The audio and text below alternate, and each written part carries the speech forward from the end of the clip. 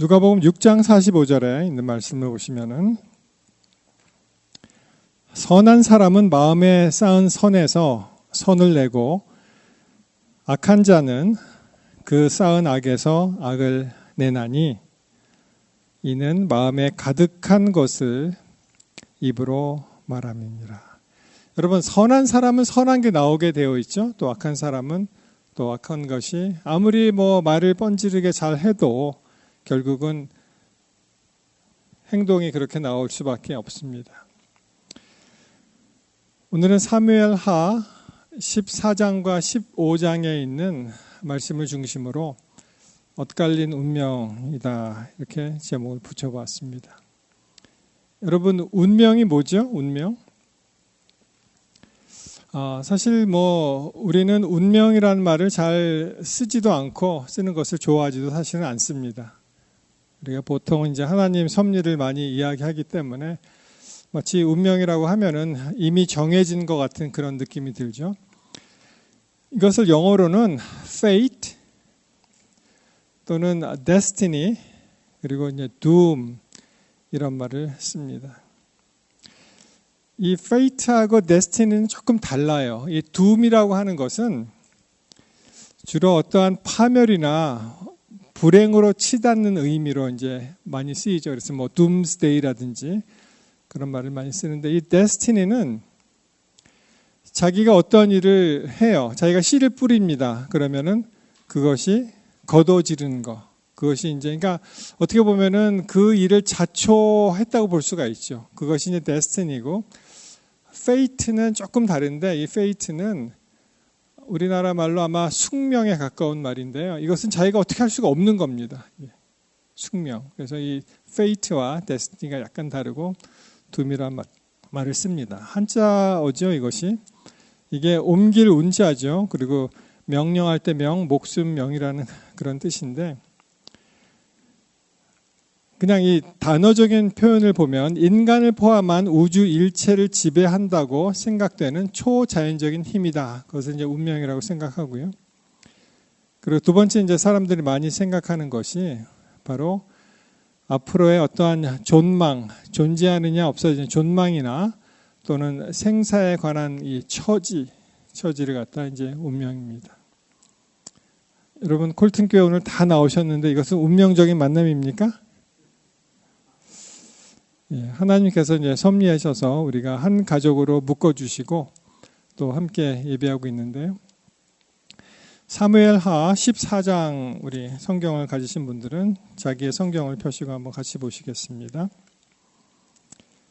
이렇게 시작되죠. 수리아의 아들 요압이 왕의 마음이 압살롬에게로 향한 줄을 알고, 우리가 13장 끝날 때 보시면은 이 압살롬이 그러한 엄청난 일을 하고 이제 다른 데로 이제 도망을 가죠. 그래서 그스왕 암미올의 아들 달메에게로 갔다, 이렇게 나오는데, 놀랍게도 다윗의 마음이 39절에 13장 39절에 다윗의 마음이 어디를 향했습니까?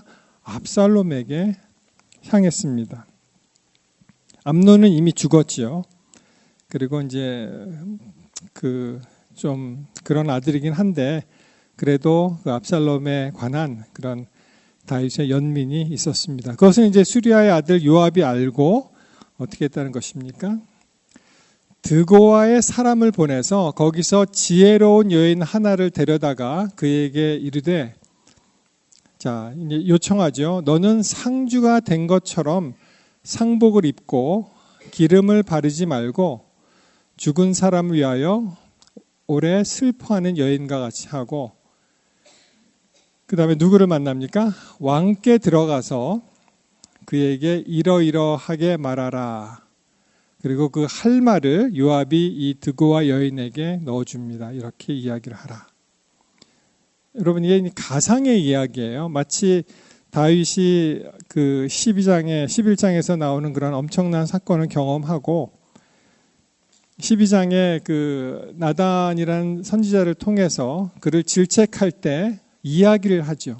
이야기를 하고 이제 다윗을 질책하는 장면이 나와요. 마치 그와 비슷하게 이 드고아의 여인을 통해서 14장 3절로 이제 33절 꽤 깁니다. 그 비유의 이야기를 하고 다윗의 마음을 압살롬에게 향하도록 그렇게 의도하고 그 일을 합니다. 이 이야기를 이제 좀 이렇게 종합해 보면은 어떤 이야기냐 하면은 이 여인에게 이제 두 아들이 있었는데요. 한 아들이 이제 다른 아들을 이제 죽입니다. 보니까 친척들이 이 나쁜 사람이잖아요. 살인을 했으니까. 그래서 그 남아있는 아들마저도 죽이려고 그렇게 계획을 합니다. 이 여인의 입장에서는 참 슬픈 가족사이긴 한데 대가 끊기잖아요. 대가 끊어질 것을 우려합니다. 그래서 이것을 이제 요청을 할 때 다윗이 그 아들을 죽인 아들을 보호할 것을 약속을 합니다. 사실은 자기 이야기인데 다윗이 약간 그 나단 선지자를 통해서 들을 때도 마찬가지이고 이것도 마찬가지인지 그 자기 이야기를 이제 몰랐죠. 그러다가 결국은 여인이 그렇게 얘기하죠. 그러면 왜 압살롬을 예루살렘으로 부르지 않는지 결론적으로 얘기를 합니다. 누구 얘기예요? 자기 가족 이야기입니다. 그래서 결국은 압살롬이 예루살렘으로 돌아오기를 이제 허락을 합니다. 참 이 비유의 말씀이 잘 맞아갖고 그 마음을 돌리는 때 이제 그 일을 하게 된 것을 우리가 알 수 있죠. 그것이 이것입니다. 14장 11절에 보시면 여인이 이르되 청하건대 왕은 왕의 하나님 여호와를 기억하사 원수 갚는 자가 더 죽이지 못하게 하옵소서. 내 아들을 죽일까 두렵나이다. 왕이 뭐라고 했어요? 여호와께서 살아 계심을 두고 맹세하노니 내 아들의 머리카락 하나도 땅에 떨어지지 아니하리라.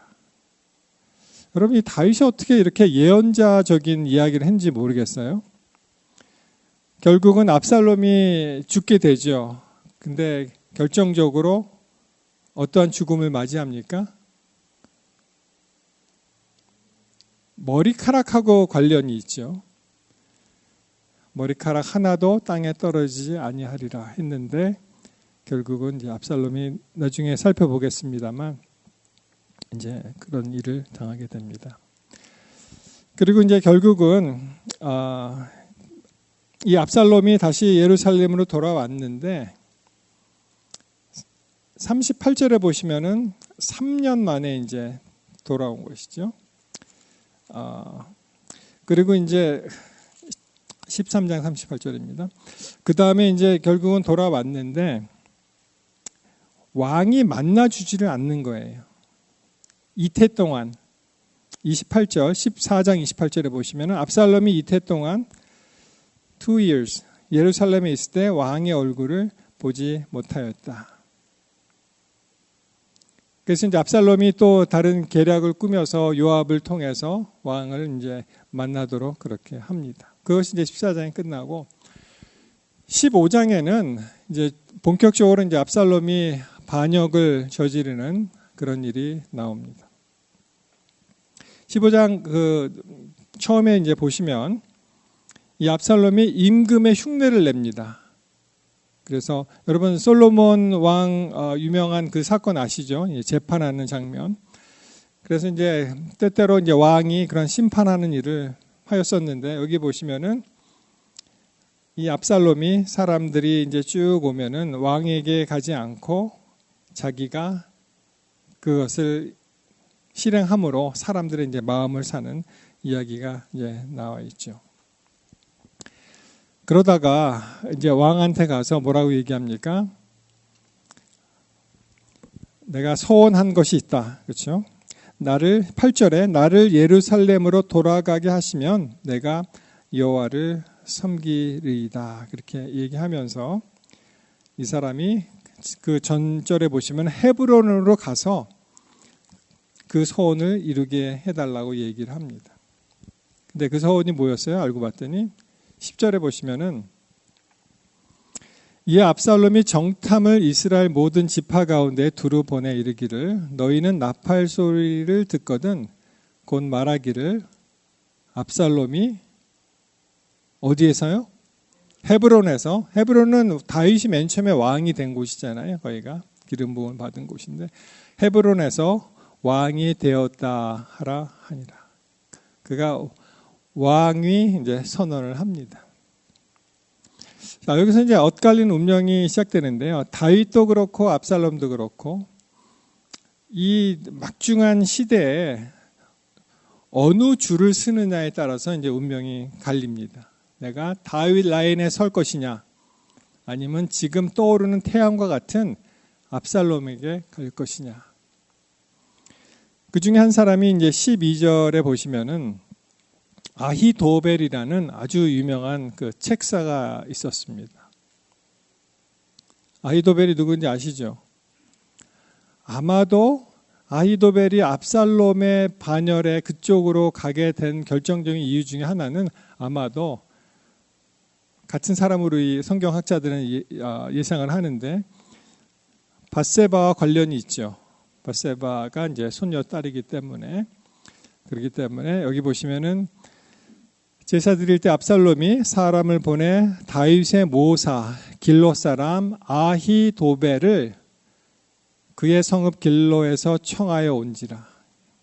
이 압살롬 쪽으로 이제 가담을 하게 됩니다. 그리고 반역하는 일이 커감으로 압살롬에게 돌아오는 백성들이 많아지게 됩니다.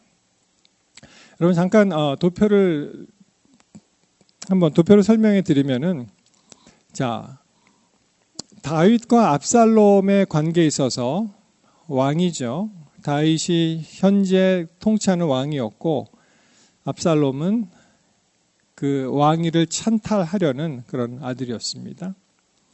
자, 제사장 맨 처음에 사독과 아비아달은 사실은 다 다윗 쪽에 속한 사람이었어요. 그렇지만 나중에 아도니아의 반란 때 또 아비아달은 그쪽에 붙어서 결국에는 이제 잃어버린 사람이 되었는데 이 전략가도 대표적으로 후세라는 사람이 있었고 아히도벨이라는 사람이 있었는데 이렇게 서로 차이가 납니다.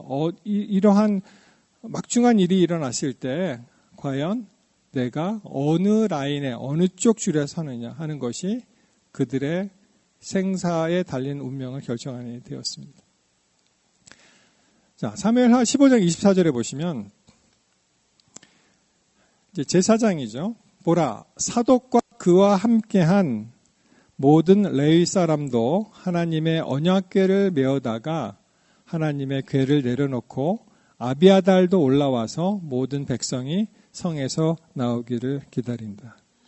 왜냐하면 압살롬이 반란을 일으킨 것을 알고 다윗의 반응은 빨리 피하는 것이었습니다. 어떻게 아들하고 싸우겠느냐. 14절에 그 이야기가 나오죠. 그때 서둘러서 이제 철수를 했을 때 다윗이 그렇게 애지중지했던 그 언약궤를 두고 나오잖아요. 그러니까 제사장 마음이 어땠어요? 이걸 가져가야지 하고 가지고 나왔는데 다윗은 다시 돌려보내죠. 거기에 두고 내가 다시 그쪽으로 들어갈 그런 요량으로 그렇게 얘기를 합니다. 여러분 우리 인생도 마찬가지죠. 평화로울 때는 몰라요. 우리의 신앙 상태를 모릅니다. 하나님이 복 주십니다. 감사가 넘쳐 흐르죠. 우리가 복을 받을 때 하나님께 기도하고 감사하고 찬양하고 너무 어떻게 보면 쉬운 일이 될 수가 있죠. 그것도 잃어버린 사람들도 있지만 그걸 통해서 정말 우리의 신앙은 언제 나타나냐 하면은 우리가 핍박받을 때, 우리가 고난 가운데 있을 때, 우리가 역경 가운데 있을 때, 불필요한 어떠한 그러한 불합리한 일로 많이 힘들어할 때 우리의 신앙이 나타나는 것입니다. 그럼에도 불구하고 내가 하나님 편에 서서 하나님께 기도하고 의지하고 하나님의 길을 가느냐 아니면은 반대의 길로 가느냐. 여러분 이런 얘기 말씀 많이 들으셨죠? 여름에는 이 나무가 상록수인지 활엽수인지 이게 항상 푸른 나무인지 아닌지 모릅니다. 왜냐하면 여름에는 어때요? 다 파래요. 다. 근데 언제 압니까? 이 나무가 정말 상록수인지 아니면 그냥 잎이 떨어지는 낙엽수인지 언제 압니까?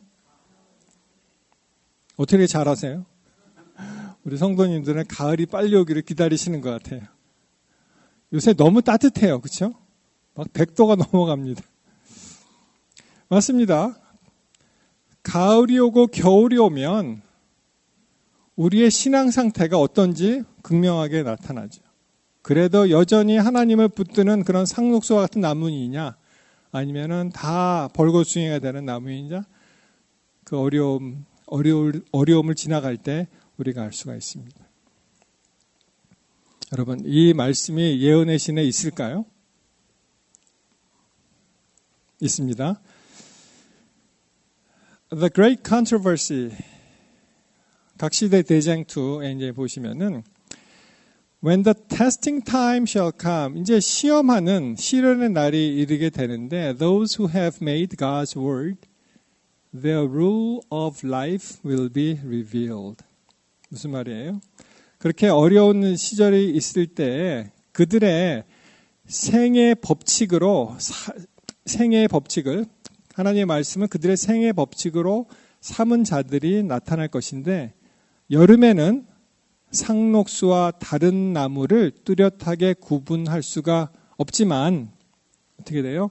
겨울바람이 불어오면 상록수는 변함없이 남아있지만 다른 나무들은 잎이 떨어져 그 가지가 벌거숭이가 된다. 극명하게 이 차이가 이제 나타나게 된다는 것이죠. 시련이 올 때.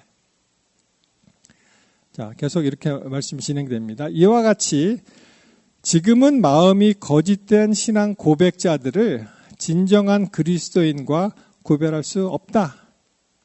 그러나 그 구별이 분명해질 때가 이미 절박해 있는데 반대가 일어나게 되면 완고와 억압이 다시 기세를 떨치게 되고 박해의 불길이 일어나면 반신반의의 위선적인 자들은 흔들리고 믿음을 버릴 것이다. 평화할 때는 모릅니다. 박해가 올 때 내가 진정 하나님 앞에 서느냐 아니면은 편한 길로 가느냐. 그러나 진정한 그리스도인들은 반석과 같이 굳게 설 것이며 그들의 믿음과 소망은 번영의 때보다 더욱 강하고 더욱 밝아질 것이다. 여러분, 어둠이 짙으면 어떻게 돼요? 더 그게 극명하게 나타나죠. 이것이 정말 불빛인지 아닌지 나타나게 됩니다. 그래서 But the true Christian will stand firm as a rock, his faith stronger, his hope brighter than in days of prosperity. 그렇게 말씀하십니다. 여러분, 우리가 지금은 잘 몰라요. 아무리 여기서 설교를 하고 직함이 목사요, 장로요, 집사요, 신실한 종인처럼 보이지만 사실 어떻습니까? 위기의 때가 오면은 그것이 극명하게 나타난다는 것입니다. 서울의 봄, 한 1년 됐습니까? 몇 달, 하여튼 유명한 그런, 이게 이제 1979년에 한국에 계신 분들은 다 아마 경험했을 텐데, 이제 소위 말하는 군사 반란 12.12 사태라는 그런 일이 있었습니다. 여러분 다 잘 아시듯이 한 사람이 그 일을 하나회라는 군대 사조직을 동원해서 그 일을 이제 하고 아까 그 서울의 봄이 그것을 이제 극화한 그런 내용이 되는데 참 우리 한국 역사에 있어서 굉장히 슬픈 어떻게 보면 하극상을 보는 그런 일이었죠. 그 중에 이제 한 사람이 이제 정병주 소장이라는 특전 사령관이 있었습니다. 여러분이 사진에 보시면은 왼편에 보시면은 팔짱을 끼고 있는 분이 정병주 그 특전 사령관이고요. 그 가운데 이렇게 안경을 끼고 밑을 이렇게 보는 사람이 누군지 아세요? 모자를 써서 머리가 얼마나 많은지 잘 안 보이시죠? 그 사람이 전두환입니다. 그러니까 자기 부하였어요. 그런데 자기 이제 상관을 잡아들이는 그런 일을 하게 되죠. 그 다음 사진을 보면은 이 정병주 사령관이 어떤 사람을 접견을 할 때 그때 이제 같이 배석한 사람이 왼편에 보시면은 여기는 이제 모자를 안 썼으니까 금방 나타나네요. 그렇죠? 그리고 그 다음에는 그의 친구가 되겠고, 이러한 입장이었는데 결국 어떻게 됩니까? 나중에 그 정권을 찬탈을 하면서 회유를 하죠. 그 최세창 준장이라는 여단장을 통해서 우리와 함께 일할 마음이 없냐 회의를 하는데 뭐 단호히 거절을 합니다. 참 안타깝게도 이분이 88년인가 그때쯤 돼서 겨울에 알려지기는 이제 자살로 인생을 마감을 하는데 사실은 뭐 논란의 여지가 많습니다. 끝까지 이 하나회가 없어지는 것을 보고 싶었는데 왜 갑자기 삶을 정리했을까? 그래서 많은 사람들이 이것은 자살이 아니다 생각을 합니다. 이 정병주 장군의 이제 묘인데요. 보시면은 그 묘판에 아무 글자가 써 있지 않습니다. 그냥 뭐 없어요. 그냥 뭐 백지는 아니고 흙지입니다. 그냥 거기다 쓰지를 않았어요. 자기 상관을 잡아들이는 그런 하극상이라는 부하들이 뻐젓이 이렇게 살아있는데 내가 무슨 할 말이 있겠느냐라고 이제 무언에 이제 항의를 하는 것이죠. 그에 비해서 이 정병주 사령관을 끝까지 지킨 그러한 부관이 있었습니다. 이분이 김오랑이라는 소령이에요. 나중에 죽은 다음에 이제 중령으로 추서가 되었는데 이 사람이 다 이제 피했을 때 끝까지 남아서 그 정사령관을 지키다가 이제 말하자면 전사한 사람이었죠. 그 옆에 있는 분은 최세창이라고 이분은 하나의 실세였습니다. 근데 이 사람은 자기의 직속 상관이었는데 그 사령관을 잡아들이는 그런 일을 하죠. 그래서 여러분 어느 편에 이렇게 서느냐에 따라서 완전히 생애 명암을 달리하죠.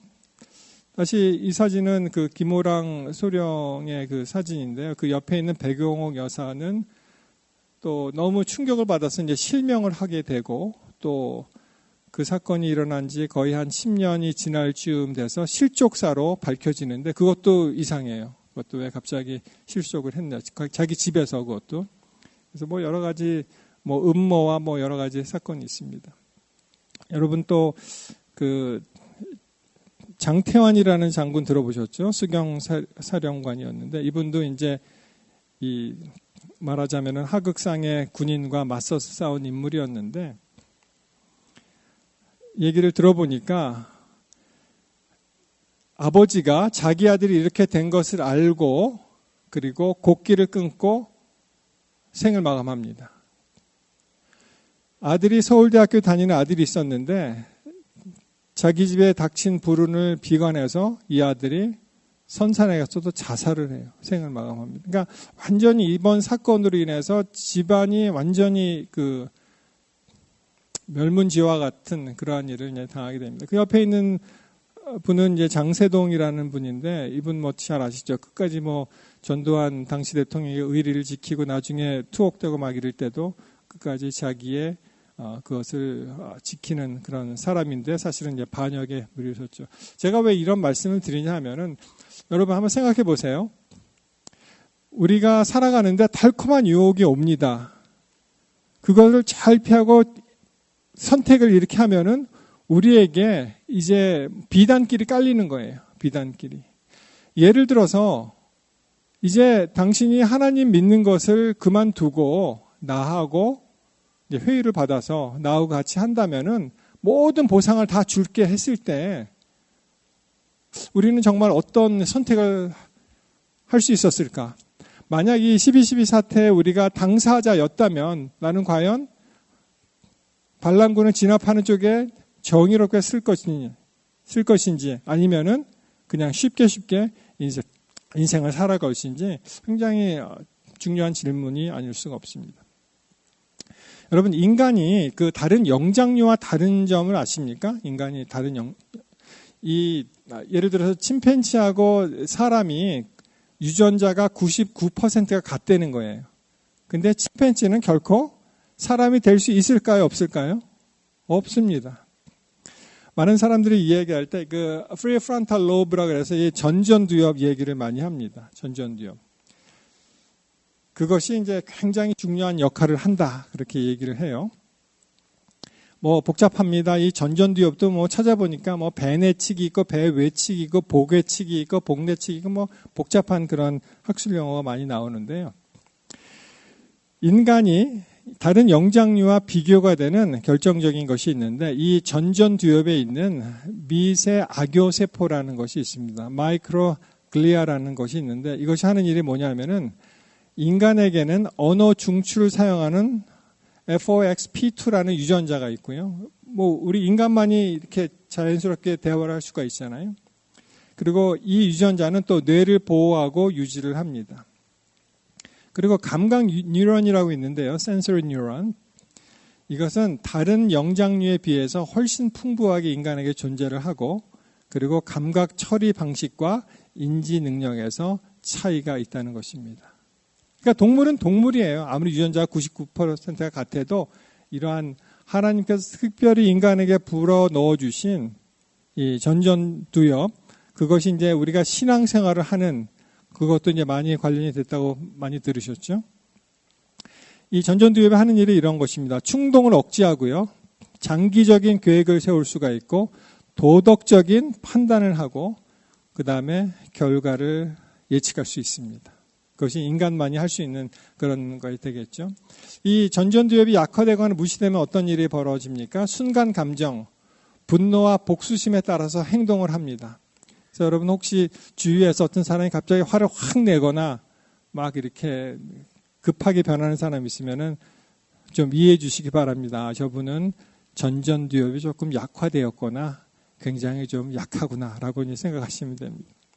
그 다음에 장기적인 결과보다는 즉각적인 만족을 우선합니다. 우리에게 유혹과 회유가 들어왔을 때 어떻게 한다고요?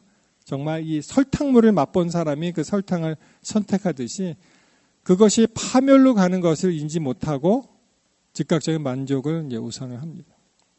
그래서 옳고 그름보다는 지금 이것이 유리한가에 집중을 합니다. 이것이 옳다, 옳으면 옳고 그름은 그르다 해서 올바로 판단을 해야 되는데 옳고 그름보다는 이것이 나에게 유리한가 그것에 이제 집중을 하게 됩니다. 자, 아까 살펴본 인물 살펴보니까요. 압살롬의 경우에는 감정, 분노, 권력욕에 휘둘려서 충동적으로 행동합니다. 그리고 장기적인 결과를 무시했고 전두엽이 이제 억제된 그런 사람이었고요. 아히도벨 전략은 있지만 도덕적 기준이 결여되어 있고 하나님의 뜻을 잘 이루지 못한 그래서 편향된 판단을 하였다. 다윗 위기 속에서도 즉각적 보복보다는 하나님의 인도 또 기다리는 그러한 일을 하였고요. 그래서 전전두엽이 활성화되었다 이렇게 볼 수 있고 후세 같은 경우에는 어떻습니까? 즉시 공격의 위험을 예측하고 전략적으로 시간 벌기를 합니다. 그래서 결과 예측을 하는 어떤 전략적인 계획을 세웠다 하는 것입니다. 그래서 우리는 정말 이 말씀을 중요하게 생각해야 되는데 우리는요, 이 전전두엽을 사용하면서 어떻게 해야 됩니까? 하나님 말씀에 따라서 행동하면 됩니다. 맞습니까? 이 세상에 수많은 기준이 있지만 우리가 해야 될 것은 이것이 하나님 말씀에 부합하느냐, 마땅하느냐를 생각하고 그 일을 하면 되는 거예요. 뭐 그렇게 어렵지 않습니다. 하나님께서 율법에 순종하라고 말씀하실 때 우리가 율법에 순종하면 되고요. 그 다음에 해야 될 일은 하고 그리고 하지 말아야 될 일은 하지 않고 그렇게 사시면 됩니다. 쉽죠? 쉽지만 어렵습니다.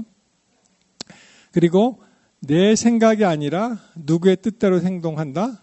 하나님의 뜻대로 행동을 한다. 그래서 우리의 삶의 기준은 우리의 편안함과 안락이나 안위에 있는 것이 아니에요. 우리의 삶의 기준은 하나님께서 무엇이라고 말씀하셨으며 그것을 내가 하느냐 안 하느냐에 따라 달라지는 것입니다.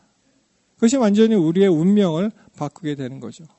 그래서 이 모세 같은 경우는 어떻습니까? 우리 히브리서에 보시면은 정말 이 세상에 잠깐 누릴 우리가 뭐 지금 뭐 한 100세 시대라고 하지만 얼마나 짧아요, 사실. 모세 120세. 그 잠깐의 그 희락을 버리고 어떻게 합니까? 하나님을 택한 모세가 아닙니까?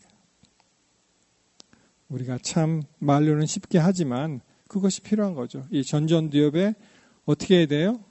하나님의 말씀을 가득 채우시기 바랍니다. 여러분, 이 전전두엽에 우리가 하나님의 말씀으로 채우지 않으면은 어떤 일이 일어날 것 같아요? 누가 장난을 할 것 같습니까? 사단이 자기의 모든 악한 것을 다 집어넣는 거예요. 여러분, 놀라운 그러한 그 장면을 보았는데요. 이 작은 잠수정인데 제가 어렸을 때 그거를 이제 TV에서 봤는데 깜짝 놀랐어요. 왜냐하면 잠수정이 쭉 밑으로 내려갔는데 밑에 이게 열리는 거예요. 이렇게. 그리고 그 밑에 열린 그 공간을 통해서 사람이 들어갔다 나갔다 하는 거예요. 무슨 말이냐면은 그 잠수정 안에 공기가 가득 차 있잖아요. 물이 침범 못 하더라고요. 물이 침범 못 해요. 그래서 그 잠수정을 이렇게 뒤집으면 뭐 물이 들어가겠지만은 이 잠수정이 이렇게 내려가서 밑을 여니까 공기는 있고 물이 공기 때문에 침입을 못 하는 것을 보았습니다. 굉장히 신기했어요. 마찬가지로 우리의 삶이 성령 가득한, 성령 충만함으로 우리가 살게 된다면 어때요? 사단이 들어올 틈이 없는 거죠.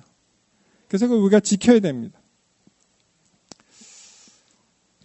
자, 그런 말씀을 보시면은 선한 사람은 마음에 선을 쌓은 선에서 선을 내고 악한 자는 그 쌓은 악에서 악을 냅니다. 우리가 선택한 그 운명론적인 이야기를 하자면 그렇게 선택했기 때문에 그렇게 되는 거예요. 선한 사람은 마음에 쌓은 선, 마음. 히브리 그리스 원어로 보시면 신약에는 cardia, 이게 heart, mind라는 말로 이제 번역이 됐고요. 구역에서는 이 마음을 레브 또는 레밥이라는 단어로 표현됐는데 이것이 heart, mind, will, 그 다음에 inner man, 네, 속사람이 되는 거죠. 그래서 여러분, heart 그러면 어디가 heart예요? heart 그러면 여기가 heart죠. 근데 사실은 여기예요, heart. 마음이 여기입니다. 우리가 하는 것이. 그래서 이 신명기 6장 5절에 보시면은 너는 여기에 그 레브라고 나오죠. 너는 마음을 다하고 뜻을 다하고 힘을 다하여 내 하나님의 여호와를 사랑하라. 마음을 다하고, 마음이 여기 있는 거죠. 뜻을 다하고 뭐 비슷한 얘기입니다. 힘을 다하여 내 하나님의 여호와를 사랑하라. 그래서 잠언 4장 23절 여러분 너무 많이 들으셨고 너무 잘 아시죠? 이 말씀. 모든 지킬 만한 것 중에서 더욱 뭐를 지키라고 말씀하십니까? 내 마음을 지키라는 거예요. 내 마음. 왜냐하면은 생명의 근원이 이에서 난다. 그래서 전에는 내가 마음을 지켜야지 그냥 그렇게 단순하게 생각했는데 여기서 이 마음은 뭐예요? 결국에는 우리가 하나님을 향한 마음입니다. 하나님을 향한 마음이에요. 그것을 지키라는 것입니다. 여러분 말씀을 마치면서 사무엘하 15장 21절에 보시면 이때가 한 말이 있어요. 이때. 이것이 설교를 준비하면서 강력하게 제 마음에 꽂혔습니다. 뭐냐면은 여기 이제 보시면은요. 우리 15장 21절이잖아요. 이때에 관해서 뭐 그렇게 많이 나와 있지는 않습니다.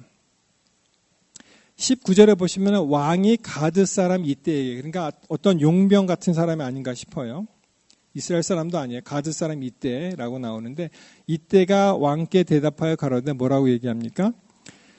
여호와 살아계심과 내 주 왕의 살아계심으로 맹세하옵나니 진실로 내 주 왕께서 어느 곳에 계시든지 사나 죽으나 종도 그곳에 있겠나이다. 얼마나 강력한 신앙 고백입니까? 마치 그 나오미와 룻 그 이야기에서 나오는 나의 하나님이 될 것이요 어머니 가신 곳에 끝까지 가겠다. 그래서 여러분 우리는 이 세상을 살면서 이것이 필요합니다. 나중에 환난의 때가 오면 내가 그때 맨 전선 앞에 프론트 라인에 서야지. 말이 쉽죠. 지금 그 준비가 안 돼 있는데 어떻게 그럴 수가 있습니까? 여러분 그래서 오늘 준비하는 거예요. 그것이. 오늘 우리의 신앙을 가다듬고 내가 죽든지 살든지 전적으로 하나님 앞에 내가 헌신하리라. 그런 마음을 갖게 되시기를 바랍니다. 우리 하나님, 우리의 삶 속에 함께 하시고 우리 예수님 다시 오십니다. 이 말씀을 기억하시고 주님 안에서 승리하시는 그런 한 주가 되시기를 간절히 바랍니다.